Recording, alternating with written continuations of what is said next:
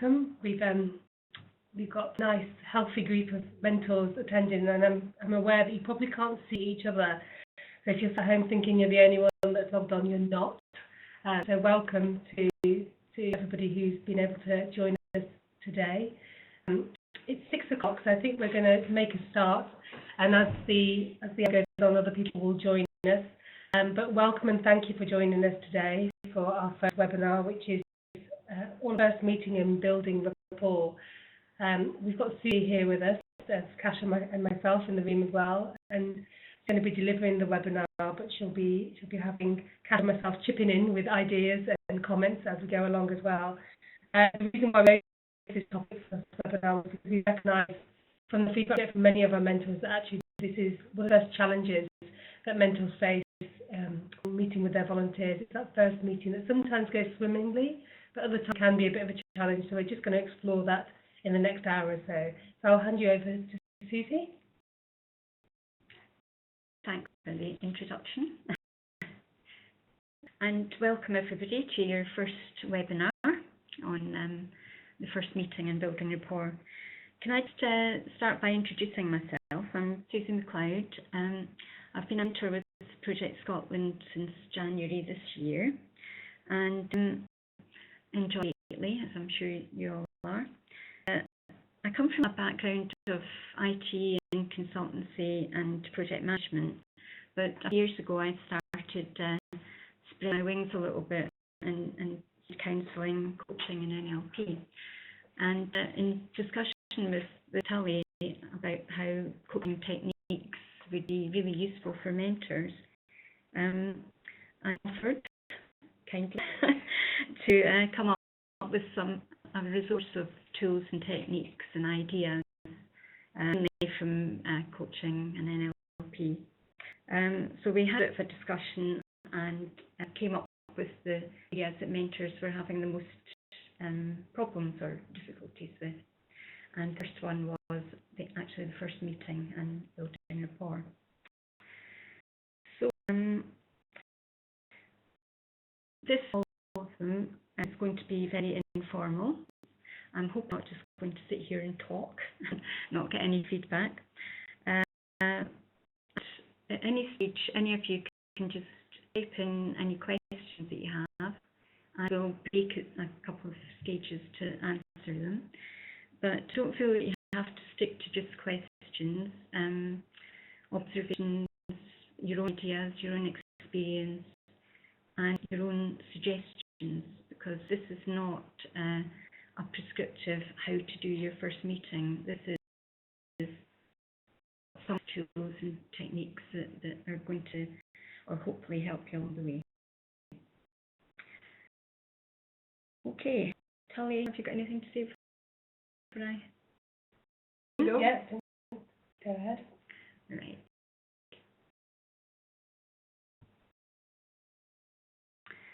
Okay, 2 general points to start with. Things to bear in mind when you go along to the first meeting.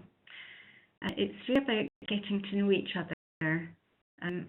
So rather than going in very professionally, as if you were going into a business meeting or whatever, go there as a person, not a gorilla, rather than an expert. Go with a kind of spirit of curiosity, where you want to find out as much as you can about your mentee and allow them to find out as much as they want about you.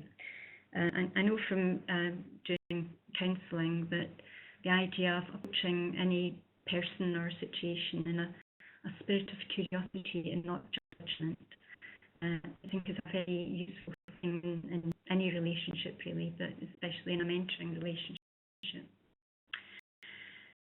Before have a think about how you want to introduce yourself, what you want to get over to your mentee, what you would share with them.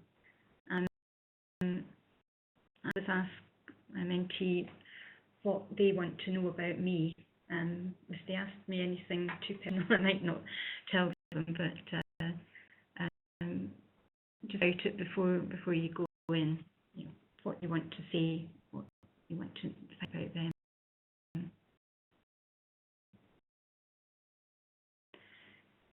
speaking to Tully originally, she was saying that well, a lot of people are surprised that mentees come along and don't maybe seem to know that much about mentoring and what to expect. So it's very useful to remember that your mentee might be feeling really overwhelmed with the situation. And so it's that you break the ice and speak about generalities and how they're getting on in their placement or whatever. Find a little bit about them, just to establish rapport before you actually dive into the practicalities. And they surprised when they ask the mentor, you know, what have you been told about mentoring? And say, oh, well, I don't know, I'm not sure. Don't assume that means they haven't been told, because they almost certainly have. But there's a lot of reasons a mentee might say that. You know, be not really feel that they've understood properly. They might be wrong. They might have a fear of an authority figure that they might see you as being. And equally, they might not have taken it in when they were being briefed. Tell me if you've got anything to add there. I think it's just about accepting that sometimes, you know, compared to the first volunteer and the first meeting, that they might well not have a clue to get out of the relationship, and that's okay. Actually, that's quite a nice start point, because it gives you some ground, a base to then do a lot of exploration from. Yeah, I think it's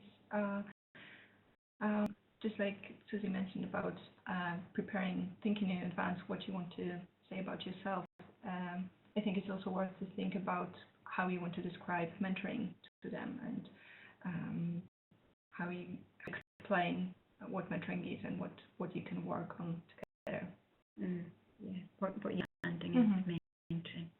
It leads us nicely into some more things to speak. Basically, mentee says, oh, I don't know what mentoring is. Don't look on this as that, oh my God, nobody's been telling this person anything. Just look at it as a golden opportunity, really, to build rapport with them, and with them what it can be, you know, like Cash was saying, you think it can be, and which parts would be most useful to them. So let's ask mentees what they'd like to get out of mentoring. You know, what do they want to gain from this? And a good basis for assessing what parts of being a mentor might help them. Tully suggested the tapas menu. If you go in with, well, mentoring can be all of these things, and have a kind of tapas menu and say, well, you know, which of these things would be most useful for you, and that gives you the basis for a discussion, which you build that rapport with them.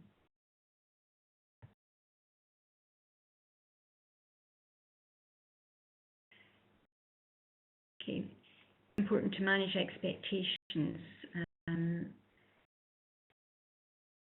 To actually know that they've got the opportunity to tap into your experience and your knowledge, and this is going to be really useful for them.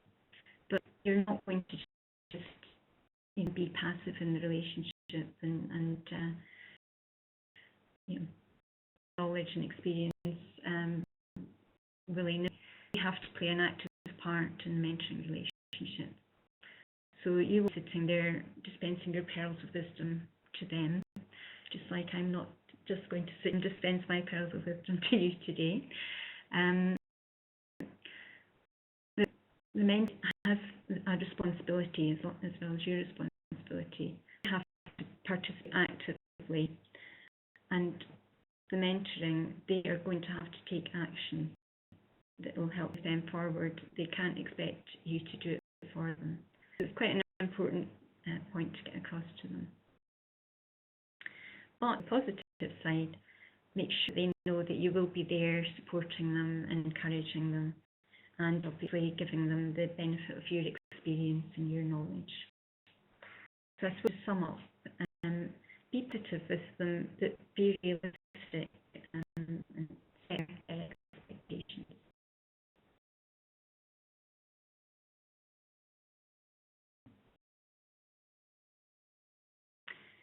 There isn't a template or a script.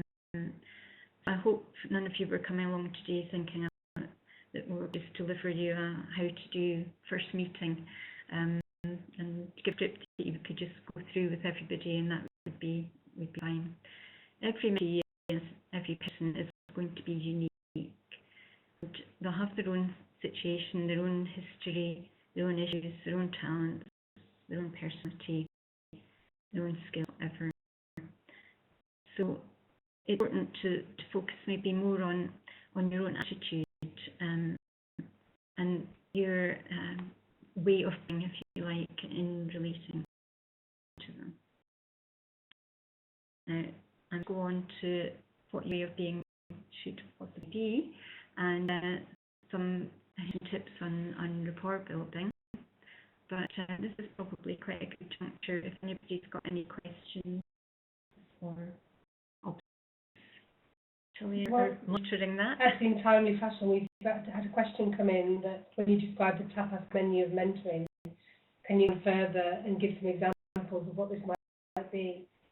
I think it's talk about what mentoring looks like for the volunteers when we speak to them. We talk about how the mentor can be offering support that is very practical.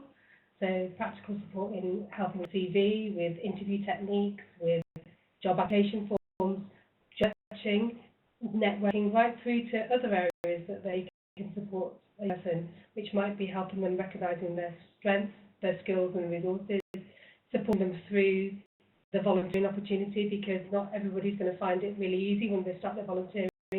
Some might find the structure and routine a real challenge. This might be their first experience of a workplace. So the mentoring might focus on how to get through day-to-day relationship within the volunteering opportunity, but also the tasks that they're being asked to do.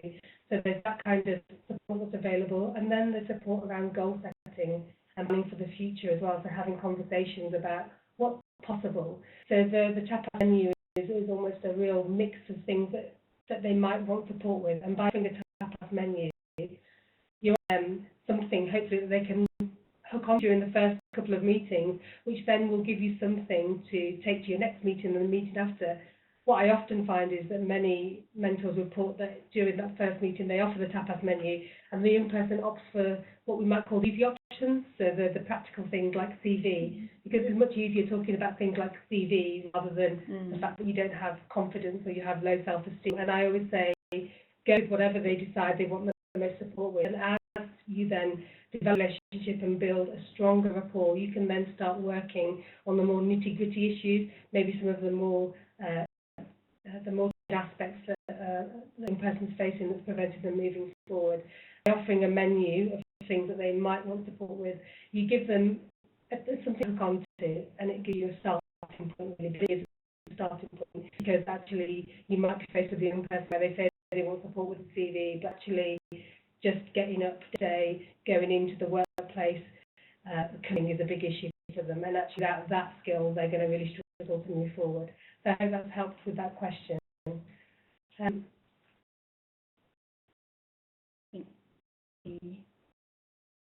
There's another question came up.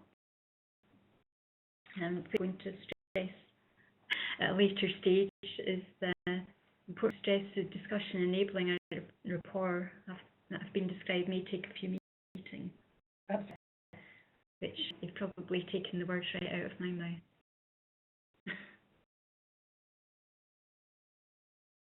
Okay. Our taking questions stage. I was talking about the way of being in order to, own attitude and way of being in the relationship. I thought I went on to some basic and maybe more prescriptive ways or things to think about when you're building rapport.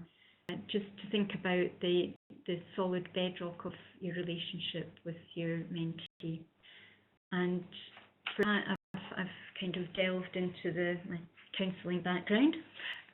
In centred counselling, there's 3 core conditions that have to be in mind in your own attitude towards somebody that you're counselling. Now, I want to say a mentoring relationship is not a counselling relationship, but these 3 core conditions, stick to them, you can't go very far wrong in your way of being with your mentee. And the first is empathy, and that's all about putting yourself into your mentee's shoes, really to understand what their experience is, and knowing that they're going to do your values, your priorities, your aspirations. So it's about not wanting them to be exactly like you, but thinking about where they're coming from and what their current situation is. In all positive regard, and I would say this is a good idea to have that for yourself as well as your mentee. To respect your mentee and accept them for who they are and where they are currently. So don't judge them, don't think about where you think they be, but focus on helping them to make progress at their own speed and the direction that they want to go in, rather than you having a very fixed idea of what you think they should want or where you think that they should go. It's really about acceptance, respect, and lack of judgment. And the third congruence, being open, honest, genuine, and sincere with your mentee, not trying to bullshit them, basically. So it's a tall order, actually, in your relationship with anybody, to have all 3 of these things going. So it's basically an aspiration. It's something that you'd be aiming towards, rather than, beating yourself up at the end of the session. You think, oh well, I was being a little bit judgmental there. We're all human, but these are the basic principles, if you like, basic conditions that build a trusting relationship with your mentee.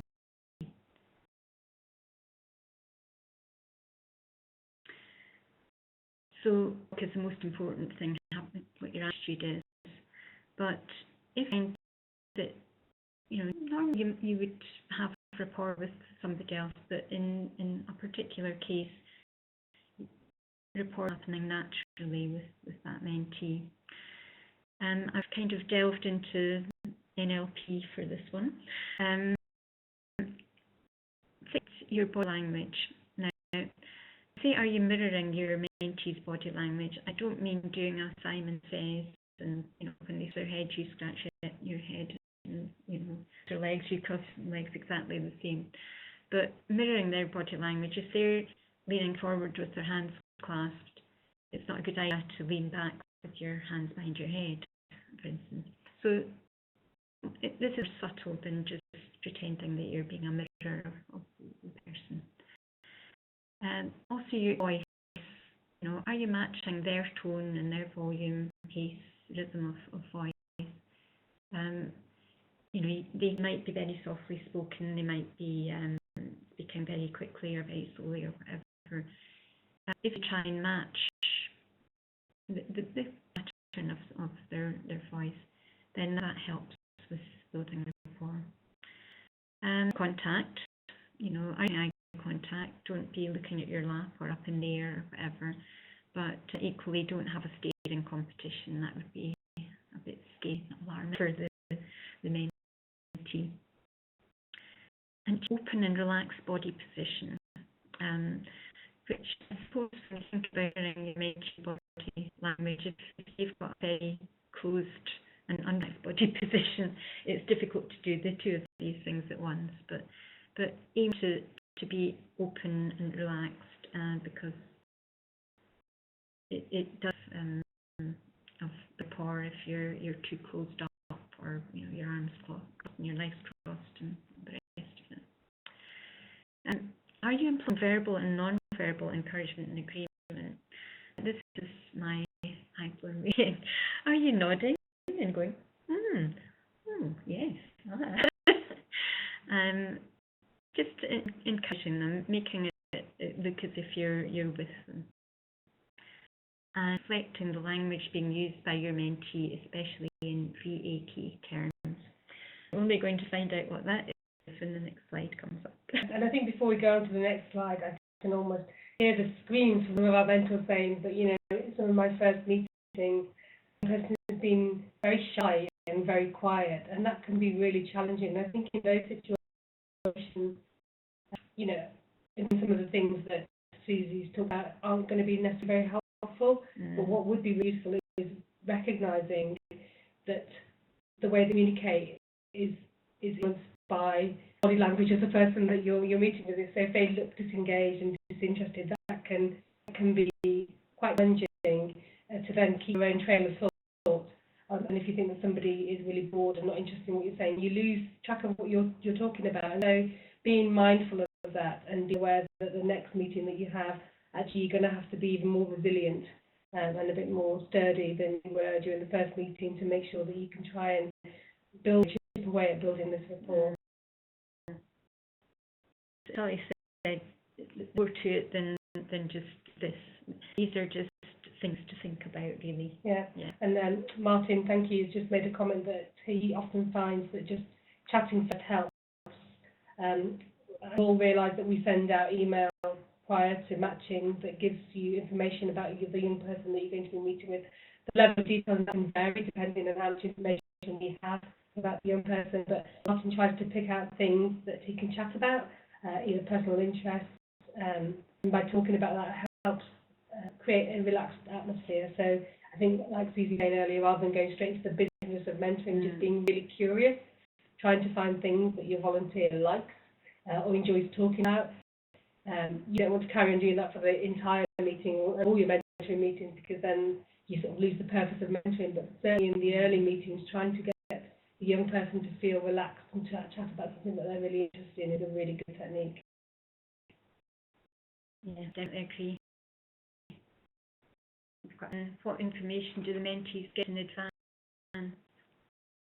So each volunteer, when they're matched with a mentor, will receive the bulk sent through, so information about their mentor, information that you're happy to share with the volunteer. But we also, that's information about you as mentors, but we also talk to each mentee prior to matching about what mentoring might look like. We then follow up with another email that talks about what mentoring might like and the possibilities. Small tapas menu. Yeah, small tapas menu and things that the mentoring might be able to offer them, but then do give them information about you individually.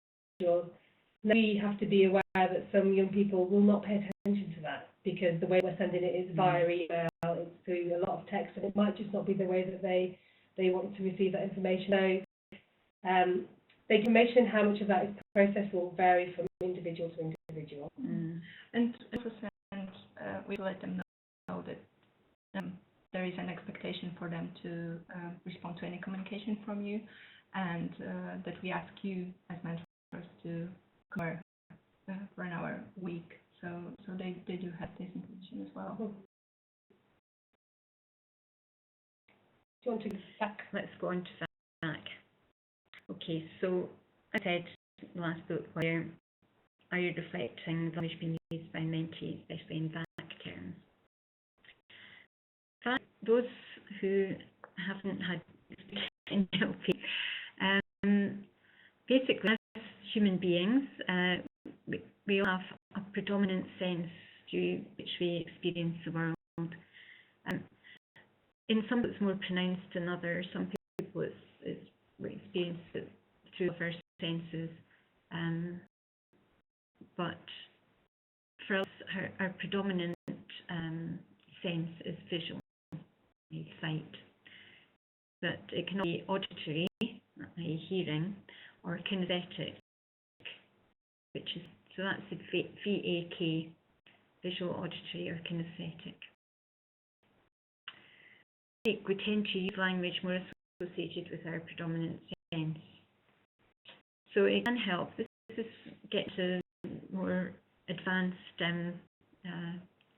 NLP tips and tips, but it's worth knowing about. It can help to build rapport if you tune into your mentee's VAC language and use similar terms. In fact, using similar terms to your mentee is also a good idea for building rapport. But just examples of the sort of thing that people with different predominant senses might say. So if you're mental, they might be saying, look here, and I can see that, looking good, dazzling, I can picture myself doing that sort of thing, or insight, tell me. So a lot of visual looking words. And I'm slightly auditory. They might say that sounds good, or that rings a bell, or that chimes with me, that's one of my favourites. Music to ears, hear what you're saying, I want to discuss. A lot of sound words. Aesthetic people who are more feeling might be talking about, that doesn't feel right to me, or I've got a gut feel. Can't wait to get my hands on that, or get my hands dirty, or roll up my sleeves, or whatever. And they talk about feeling uncomfortable, sensitive, or relaxed about that, feel a bit warm about that. So I hope that makes sense, but if people are in these sorts of words, it's like a good idea to try to temper your own language. So if somebody's saying, well, that sounds good, and you're saying, yes, it looks good to me as well, there's a bit of a breach of rapport there. Now, a few last points, sometimes referred to as VACOG. The OG is, I can't even remember what the O stands for, but it's about taste, sense of taste. Olfactory. Yeah. So they might be talking about, that's a delicious thought. Or if they're gustatory, I think it is, they might be talking about the sweet smell of success, or, they could use smelling and tasting words.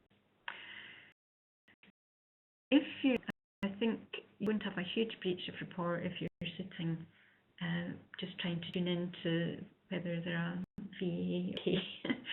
So if in doubt, or if you're not noticing it really strong, stick to neutral terms. So you think, that makes sense to you, rather than can you that, or does that ring true? So keeping it neutral means that everybody can kind of wavelength, if you like. And as I said before, don't get too hung up on spotting language patterns. If you're sitting there trying to spot every word that they say, it is going to be to the detriment of your relaxed and engaged conversation. I think that's been really useful, and the VAC stuff is definitely something to bear in mind when you're deepening your rapport. I suppose I wanted to go back to the experiences mentors have talked about from their first meetings with their volunteers.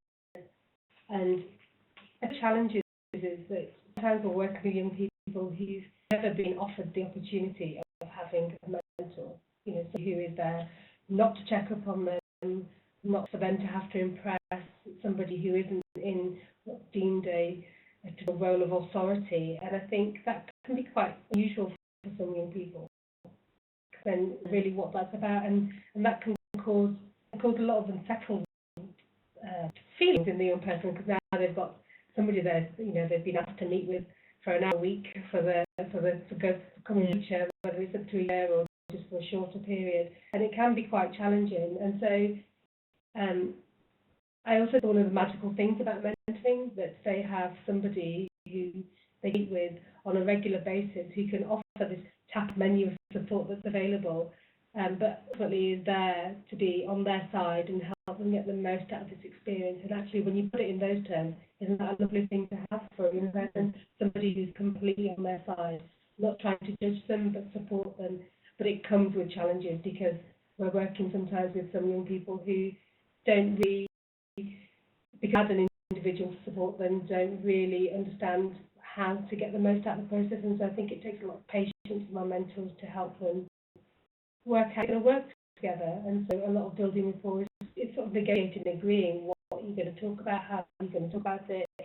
All things can take time, and I think Karen made earlier that actually the rapport building doesn't happen in one meeting. It continues throughout the mentoring relationship, and we often talk about it taking at least 5 or 6 meetings to get a really good understanding about where to do and what you're there to, how you're going to help out. But during 5 and 6 meetings and trying to arrange them, there might be a bit of resistance, not only from the young person, but also from the member as well, in terms of, you know, it's so much fun trying to arrange a meeting to meet with somebody when the first meeting you kept biting on your knuckles. Yeah. It's good. So recognising that actually sometimes it's going to take a lot of investment from you early on to overcome those challenges. I think the other thing that I wanted to mention is that we are working increasingly with young people who are facing multiple challenges, people with mental health issues who've had difficult battles, people who sometimes have social communication issues, and actually trying to build a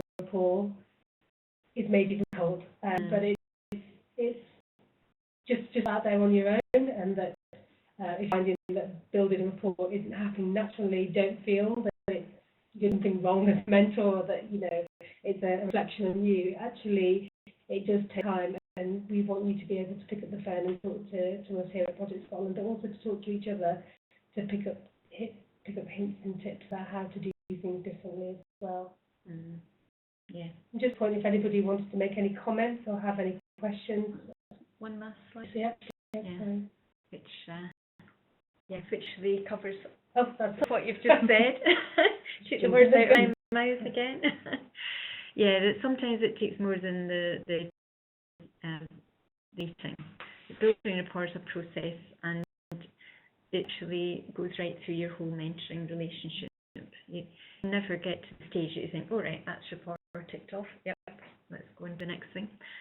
And even if you feel the first meeting was difficult, Project Scotland, get a bit of support from Project Scotland and other mentors, but make sure you set a date for the next one.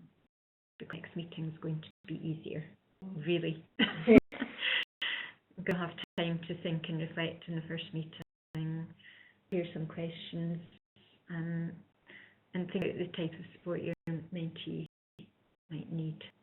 And also those young people who maybe it has been difficult, that first meeting has been quite challenging, they're the young people who could really, really, really benefit from having the support of a mentor. And actually, if you leave that first meeting feeling like you've checked out, that actually it's too difficult, and you want to help them out by bailing them out by not arranging the second meeting, actually you're probably doing them a great disservice, because by persevering and being optimistic and arranging the next meeting, they have the opportunity to see somebody who's going to support it and stick with supporting them. So perseverance, optimism, all these things I think are vital during those early stages. Not always, but the early stages of some relationships.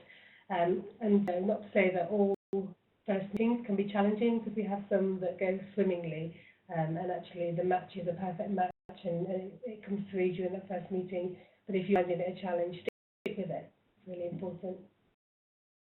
Yes, I think do appreciate the kind of security, if you like, that this person, this mentor is prepared to stick with me, and by always saying to you in the next meeting, I'll clear the way for you at that time, on that date, or whatever. It gives them a thing of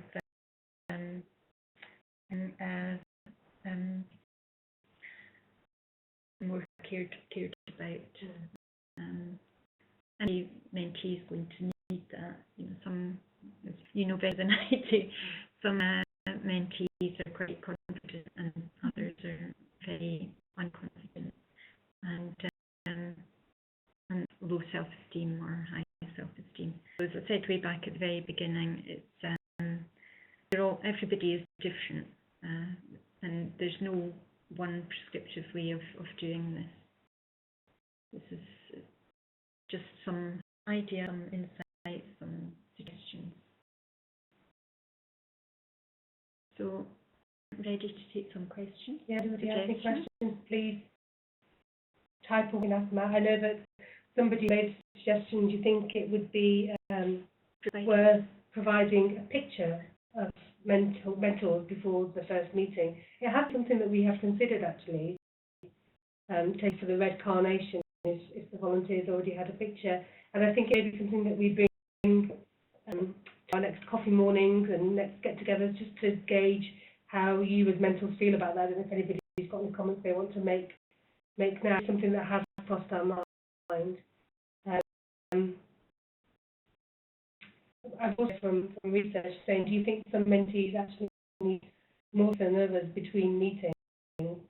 I think that's absolutely valid. Yes, there'll be some, depending on what their life situation is throwing up at them. Actually, weekly meetings might be a source of greater activity than it is a support. But mentoring so much about two people coming together and having conversations and exploring what's going on in their situation. If somebody grow confidence, you need that young person to be talking about what they're doing and what's different in their life.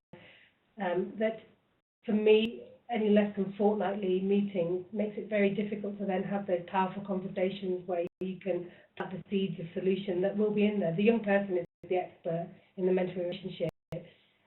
What we're offering them by offering them weekly or at the least fortnightly meetings is that opportunity and that space for them to talk about their experience and what's going on for them.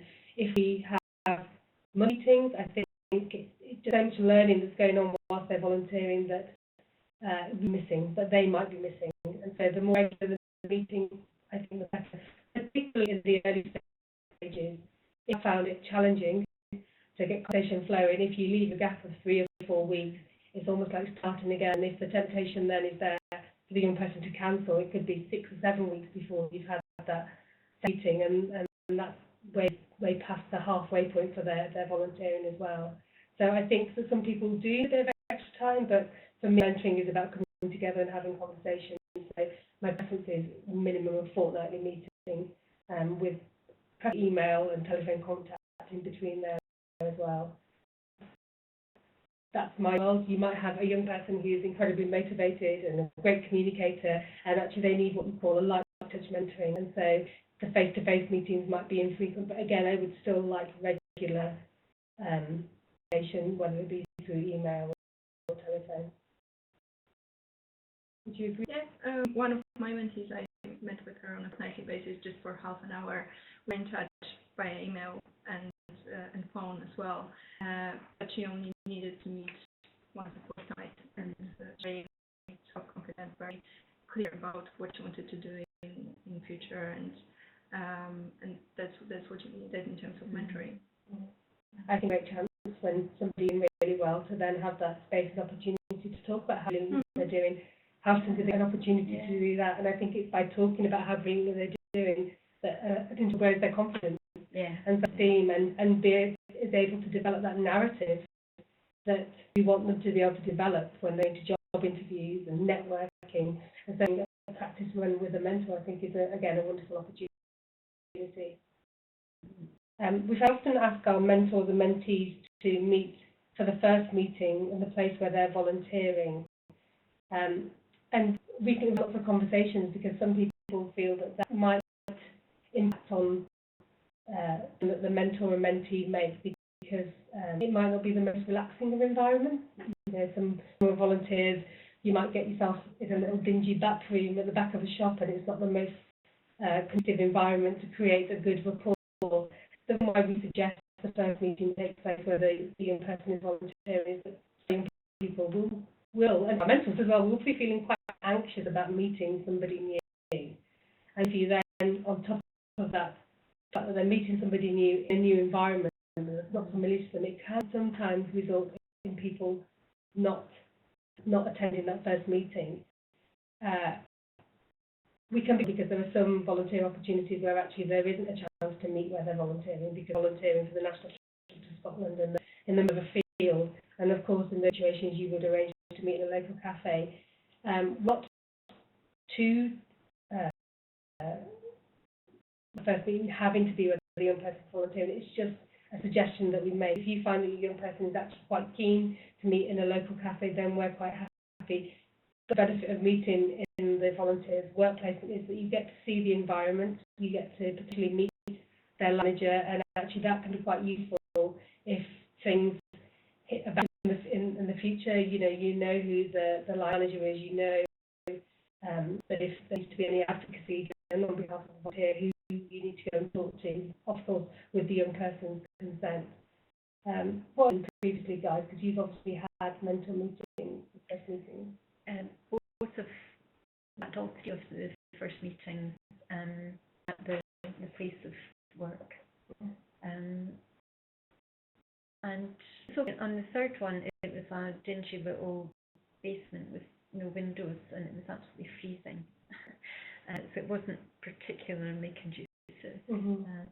But I think once there's not somewhere that's suitable, I think it's a good idea to go and meet them at the place and then go out for a coffee together rather than. That's a really good idea, actually. That way you can still have an introduction from the manager, but actually you then go in and find a neutral place. Because actually there's something to be said about finding somewhere neutral for a young person, particularly if that young person is struggling in their placement. It might be a place of anxiety and worry. So they can escape from it.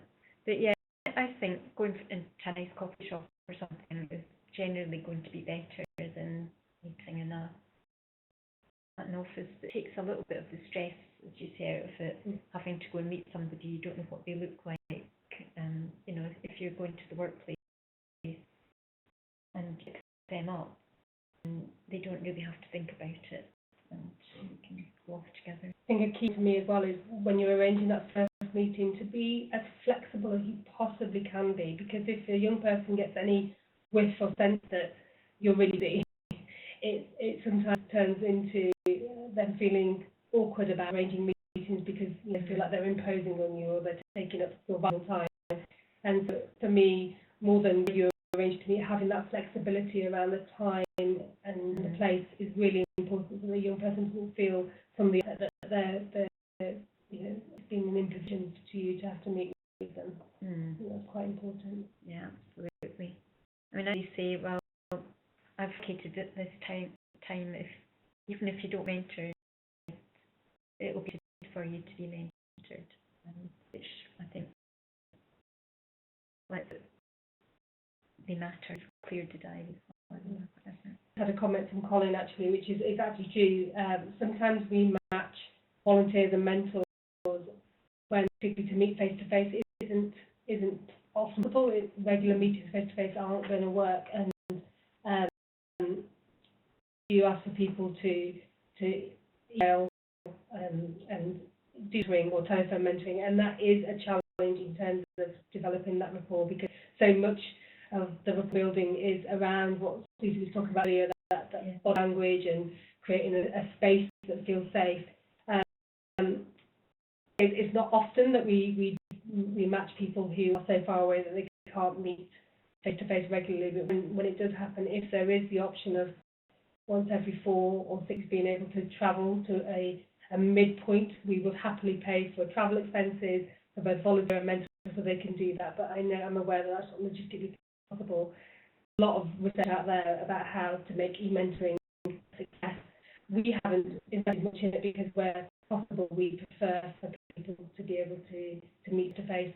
But I can get back to you, Colin, about how we can help you build rapport when it is the case that you're doing the e-mentoring. But I think nothing beats that face-to-face communication, and it's just unfortunate that sometimes we're not able to offer that.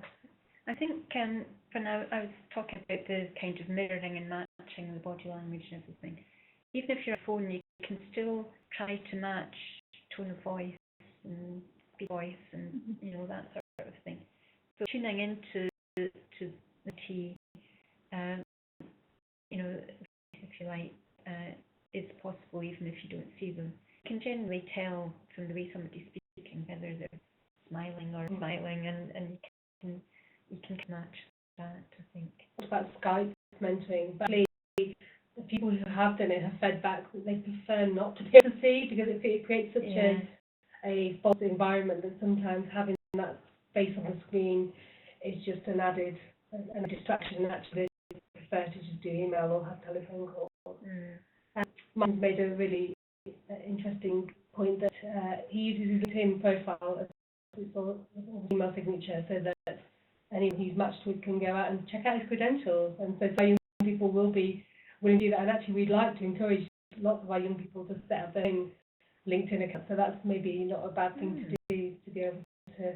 I mean, that's prior to meetings. If I'm going to meet somebody I've not met before, I'll go check out their LinkedIn profile and connect with them. So that might be a way of, rather than dishing out photographs and send people your LinkedIn. I bet you're going up to LinkedIn profile. Yeah, absolutely.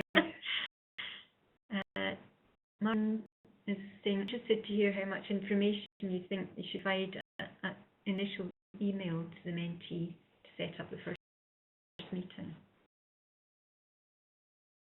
What have you? Be careful to balance giving too much information and with not giving enough. What is give them not agreed with it. I've basically said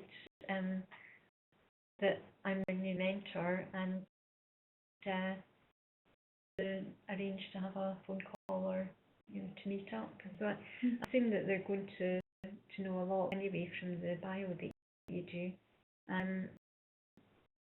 Enough. I might say anything you want to know about me or whatever. But necessarily put much information at all in an email. Yeah, that's my experience as well. Just saying to myself and saying I've got your contact details from Project Scotland. Can we arrange our first meeting and just suggesting some dates perhaps? I usually say very much looking forward to. Yeah. I'd be interested to hear from you guys about what you've done following that first meeting.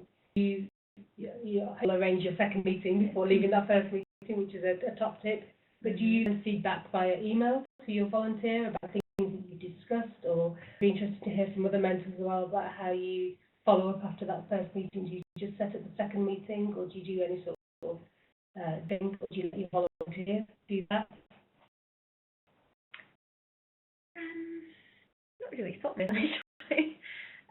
I don't personally send an email out to say this is what you've agreed or whatever, but I like to review what we agreed at the end of or at the beginning of the next mentoring section. It also how many different topics are discussed and how clear the mentee is about what the action plan is before the next meeting. So there were times when I did send a follow-up email, but not always, not after it. Do you think it helps with developing as a report necessarily then report back?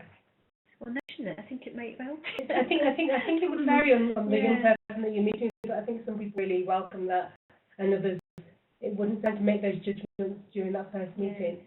We've had another interesting comment actually about how much communication do you have with the line manager. So we asked during the first meeting, the line manager introduces the volunteer to the mentor, and then maybe talk a couple of minutes about the placement that made them feel self-scared. And Rita saying that she didn't get a chance to meet the line manager during the first meeting and doesn't feel the need to meet the line manager after the first meeting. And I think that's okay. I think if you feel actually you're not going to gain anything from meeting the line manager, we wouldn't push you to have that arranging. I think the relationship, the depth strength of the relationship is to be strongest between mentor and mentee.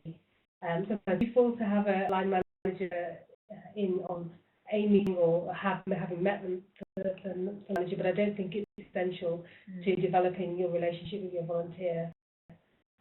Things change if, for instance, the person doesn't attend subsequent things and you think it might be useful to talk to the manager. We would always suggest that you talk to us before you talk to the manager. So I don't think it's a big problem if you haven't met the line manager. And if you have a desire to, then I think it's about checking that out with your volunteer first to see whether that's okay and what the point of that would be. I would agree. The important thing is the relationship with the mentee. We tell mentees that a mentor is someone who is independent of their placement, so they really need to feel that. They need to feel they can trust you, and they need to feel your relationship with them is definitely stronger than your relationship with their line manager.